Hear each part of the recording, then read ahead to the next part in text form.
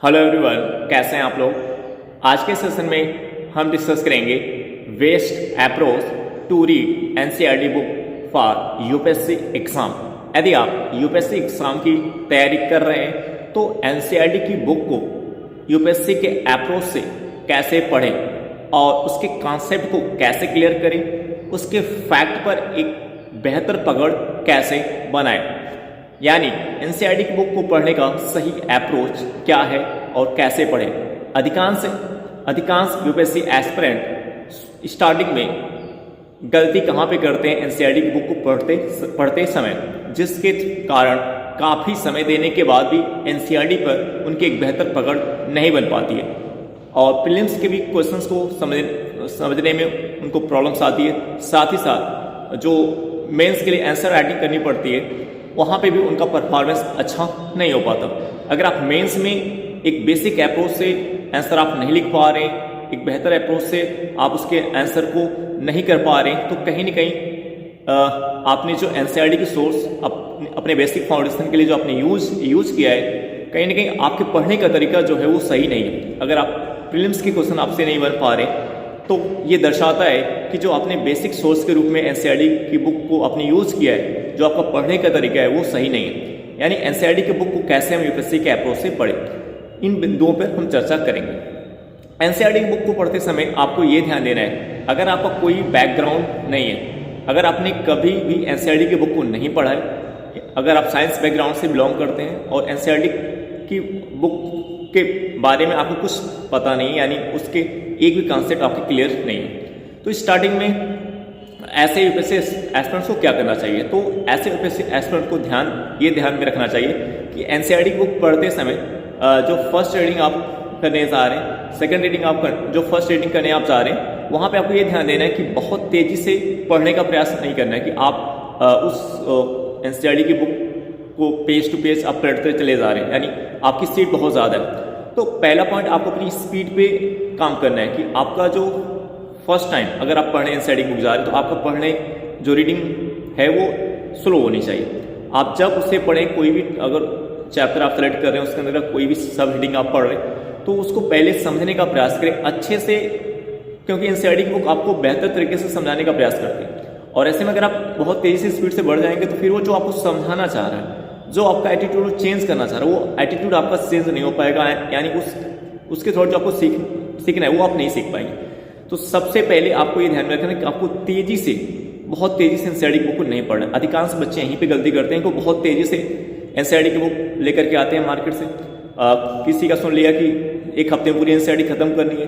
तो वो एक ही हफ्ते में पूरी एनसीईआरटी को खत्म करने का प्रयास करते हैं, एक ही महीने में पूरी एनसीईआरटी खत्म करने का प्रयास करते हैं। अगर आप ही बताइए, अगर एनसीईआरटी की बुक एक ही महीने में खत्म हो जाए, एक ही हफ्ते में खत्म हो जाए, 15 दिन में खत्म हो जाए, तब तो यूपीएससी का एग्जाम बहुत ही सिंपल हो जाएगा। तो आपको पढ़ना क्या है, एक महीने में एनसीईआरटी आपने खत्म कर लिया, फिर दूसरे महीने उसको अच्छी तरीके से आपने याद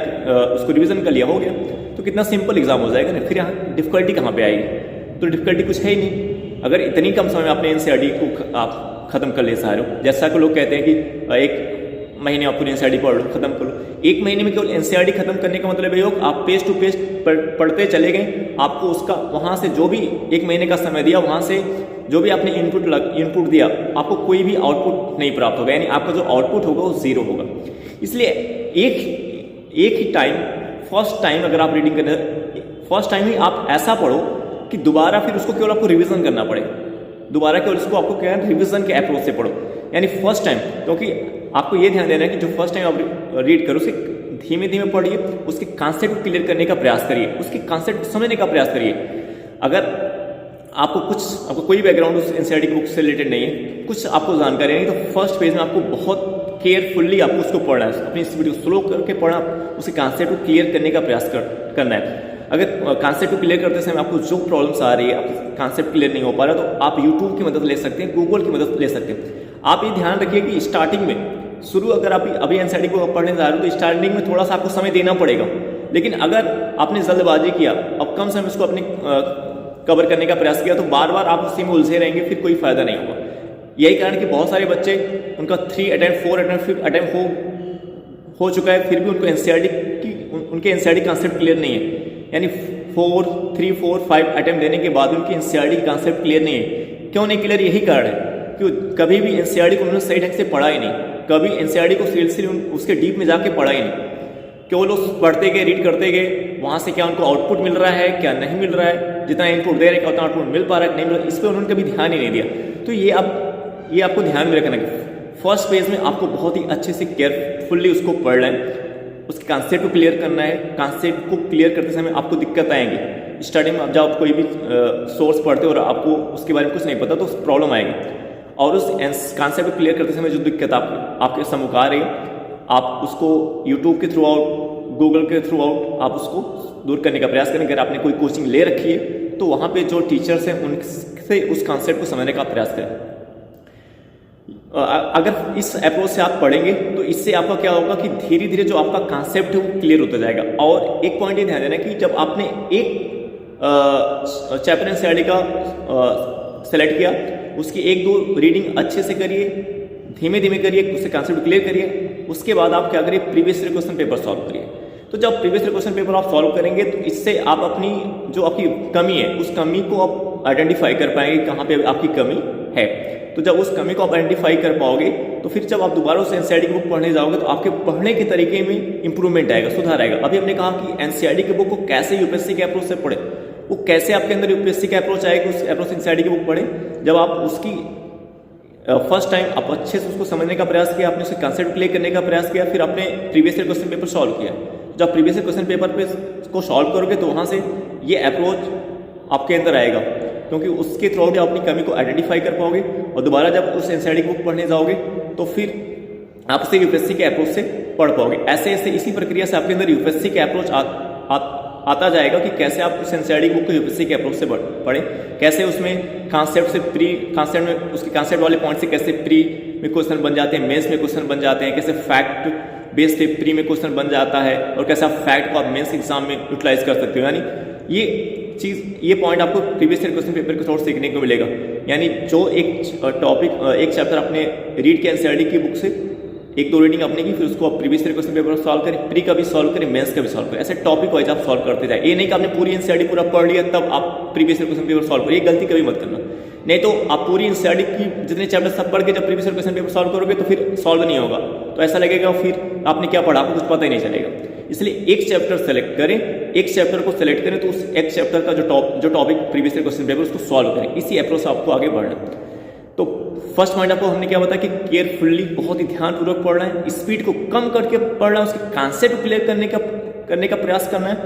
कॉन्सेप्ट क्लियर करने का प्रयास करना है, अच्छे से करना है। आपको जो प्रॉब्लम्स आएगी आप यूट्यूब के थ्रू आउट, गूगल के थ्रू आउट, अगर आपने कोई कोचिंग ज्वाइन रखा है तो उसके थ्रू आप सॉल्व करने का प्रयास करें, साथ ही साथ प्रीवियस ईयर क्वेश्चन पेपर को भी सॉल्व करें। सेकेंड पॉइंट जो आपको एनसीईआरटी की बुक पढ़ते समय आपको ध्यान देना है वो कि जब आप एनसीईआरटी की बुक जो पढ़ रहे हैं तो जैसे इसमें कॉन्सेप्ट बेस्ड पॉइंट है तो कॉन्सेप्ट जब आपका क्लियर हो जाता है तो भूलता नहीं है, और जो फैक्ट बेस्ड पॉइंट्स होते हैं वो बार बार आपसे भूल जाते हैं। तो जो उस एनसीईआरटी के फैक्ट बेस्ड पॉइंट है, उस फैक्ट बेस्ड पॉइंट का आप अलग से एक शॉर्ट नोट बनाएं ताकि उस फैक्ट को आप मल्टीपल टाइम रिविजन कर सके। क्योंकि कॉन्सेप्ट अगर आपने एक बार समझ लिया, आप कॉन्सेप्ट अगर क्लियर हो गया तो आपसे नहीं भूलता, लेकिन जो फैक्ट बेस्ड पॉइंट है तो बार बार आपसे भूल जाते हैं। इसलिए आपको क्या करना है, उस फैक्ट के लिए एक अलग से शॉर्ट नोट्स आपको बना के रखना है, और ताकि उस शॉर्ट नोट्स पे उस फैक्ट वाले पॉइंट पर आप अलग से एक्स्ट्रा समय दे सकें और वो फैक्ट आपके दिमाग में अच्छे से बैठ जाए। और जैसे इस बार का जो प्रीलिम्स का पेपर हुआ था 2023 का, उस प्रीलिम्स के पेपर के एनालिसिस करने से एक पॉइंट तो क्लियर हो जाता है कि जो एनसीईआरटी की बुक बच्चे सरफेस टू सरफेस से पढ़ते चले जाते हैं, ऐसे रीड करते चले जाते हैं, उस अप्रोच से कोई फायदा नहीं होगा। आप एनसीईआरटी के डेप्थ में जाने का प्रयास करें, एनसीईआरटी के डेप्थ में, उसकी गहराई में उतरने का प्रयास करें, और उसकी गहराई में, उसकी डेप्थ में तभी आप उतर पाएंगे जब आपके एनसीईआरटी के बुक को पढ़ने का तरीका बहुत ही सही है, यानी स्मार्ट तरीके से आप पढ़ रहे, कॉन्सेप्ट क्लियर करके पढ़ रहे, उसको कनेक्ट करके पढ़ रहे। आपको उसमें एक कनेक्टिविटी का जो अप्रोच होता है कि अगर एक चैप्टर आपने पढ़ा फिर दूसरा आप पढ़ने जा रहे हो तो आप देखेंगे कि दूसरा वाला चैप्टर पहले वाले चैप्टर से किस प्रकार से कनेक्टेड है। तो हर एक अगला चैप्टर अपने पिछले चैप्टर से लगभग 60 से 70% तो कनेक्ट होता है। तो उस कनेक्टिविटी को ढूंढिए, उस कनेक्टिविटी के अप्रोच से आप पढ़िए। जब आप कनेक्टिविटी के अप्रोच से पढ़ेंगे तो आप उस बुक की एनसीईआरटी की बुक की समरी बनाने के भी योग्य हो जाएंगे। यानी आप जो भी एनसीईआरटी का सोर्स यूज कर रहे हैं उसे आप कम पेज में आप उसको शॉर्ट नोट्स के रूप में रख पाएंगे। तो जैसे आपको बताया जाता है कि मतलब कैसे समरी बनाएं। जैसे आपके समूह की प्रॉब्लम्स होती है कि समरी कैसे बनाएं,